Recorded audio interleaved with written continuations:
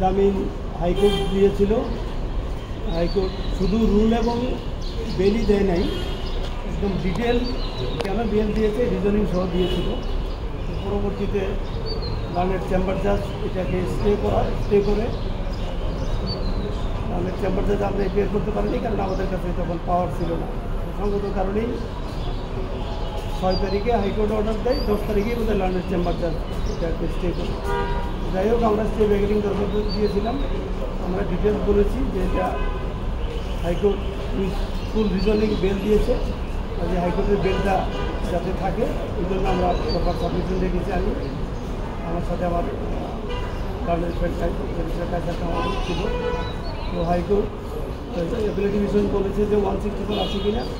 ওরা আমি 164 স্টেটমেন্টটা করে শুনলাম, যেটাতে আমাদের বক্তব্য ছিল যে এটা এক্সকালভেটরি, এটা তার কোনো ইনভলভমেন্ট নেই, এটা ওভারটেক সম্পর্কে তার কোনো ইনভলভমেন্ট নেই, তার হাজব্যান্ডের ইনভলভমেন্ট আছে বলে উনি 164 দিয়েছে। যাই হোক, অ্যাপিলেট ডিভিশন 164 স্টেটমেন্ট করার পরে বলেছে যে এটা আপনারা হাইকোর্টে যান। ওরা কোর্টে অ্যাপিলেট ডিভিশন কোর্ট জিজ্ঞেস করেছিলেন যে তার মেইন এলিগেশন যে তার হাজব্যান্ডের বিরুদ্ধে 164 করে বলেছে, উনি কোথায়? আমরা বলেছি উনি অ্যাবসকন্ডিং অ্যারেস্টেড হয়নি। ওনাকে আনেন তাহলে আর হাইকোর্টে গিয়ে বেল অ্যাপ্রোচ করছে। আমি বললাম যে উনি জেলখানায় থেকে আর ওনাকে আনবে কেন?